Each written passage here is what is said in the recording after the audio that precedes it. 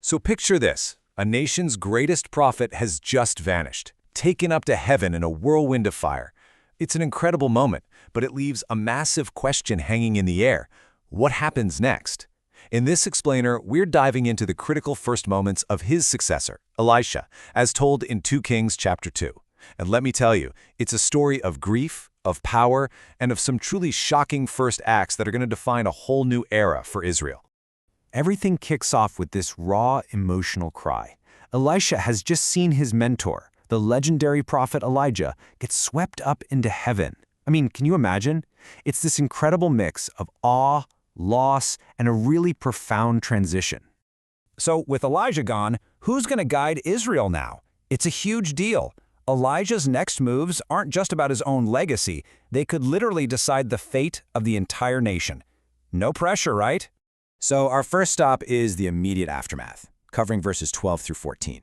This is all about how Elisha processes his grief, how that power gets transferred, and his very first test of faith and authority, which happens right there at the water's edge.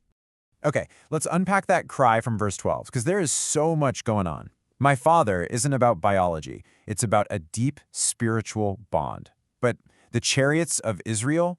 Wow, that is a radical statement. Elisha is basically declaring that God's prophet, not the king's army, was the nation's true military strength. And when he tears his clothes, that's more than just mourning. It's a formal gesture, marking the end of his apprenticeship. He's no longer the servant. He's the successor. And then, in verse 13, you get this incredible, powerful symbol, the mantle, the actual cloak Elijah wore. It falls from the sky. See, this isn't Elisha just deciding to take over. This is a divine appointment, plain and simple.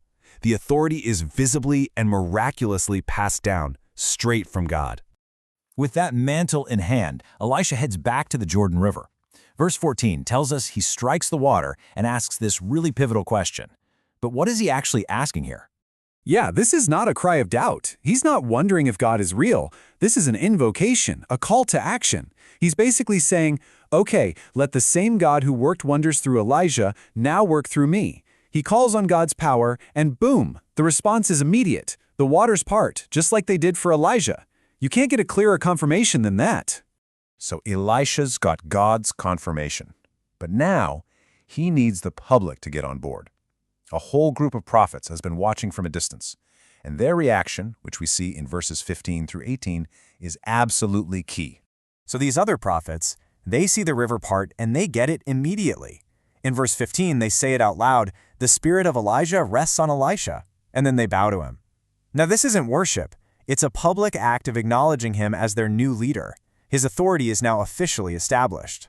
But there's still this little bit of human doubt lingering. The other prophets, they're just struggling to wrap their heads around a man being taken to heaven, so they insist on searching for Elijah's body. Elisha knows it's pointless, but he kind of sighs and lets them go. For 3 days they search high and low and, of course, find nothing. That failure actually serves a huge purpose. It erases any doubt and proves that the divine truth Elisha knew all along was the real deal. When they finally get back empty-handed in verse 18, Elisha's response is so calm but so firm. Did I not say unto you, go not? He's not really scolding them, but he is cementing his own prophetic clarity. He's showing his leadership style, authoritative but also patient. And with that, the matter is settled. Okay, so his authority is confirmed, the succession is complete. Now what? Elisha kicks off his public ministry in verses 19 through 22. And his very first act is this amazing miracle of restoration and life, right in the city of Jericho. So in verse 19, the men of Jericho come to him with a problem. Their city looks beautiful, it's a pleasant place to be, but it has a fatal flaw. The water is contaminated, it's causing death and making the land barren. This place is still living under an ancient curse. You've got this beautiful city that can't support life. They're desperate. Elisha's solution is just packed with symbolism. He asks for a new, totally unused jar, representing a fresh start, and some salt. In the ancient world, salt was all about preservation and God's covenant. Now, the key here is that the jar and the salt have no magic power on their own. They're just symbols of the real power that's about to be unleashed through God's word. Elisha throws the salt into the spring and speaks with total divine authority. "Thus saith the Lord, I have healed these waters." And that's it.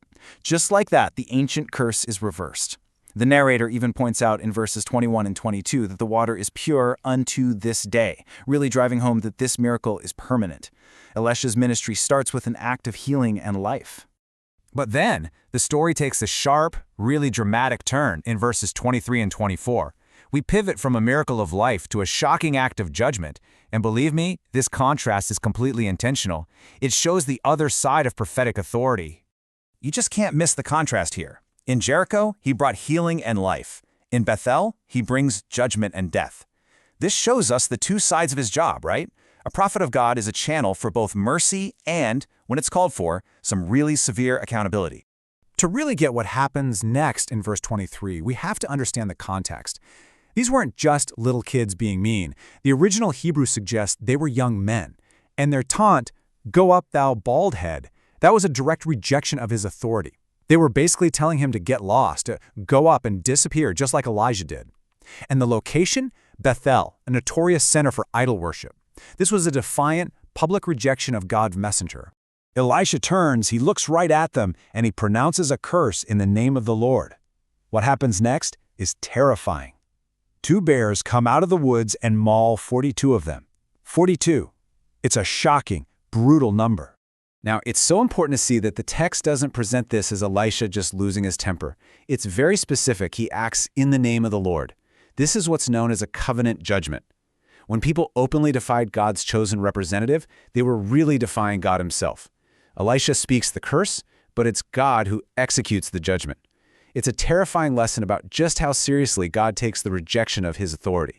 So with these two incredibly dramatic events behind him, one of life-giving healing and one of devastating judgment, Elisha's national ministry officially kicks off. And verse 25 tracks his very next steps. His journey is really strategic. From Bethel, the site of judgment, he goes to Mount Carmel. Why there? That's the site of Elijah's greatest victory. So he's directly linking his ministry to his master's legacy. And from there, he returns to Samaria, the political capital. He's not just a disciple anymore. He's a national figure, ready to influence kings and armies. His path is now set. So there you have it. Elisha's ministry launches with this incredible duality. Life-giving mercy on one hand and devastating judgment on the other. He inherits the mantle, he proves his authority, and a new prophetic era begins. Which leaves us with a pretty big question to think about. How does this pairing of mercy and accountability shape our own understanding of divine authority and human responsibility?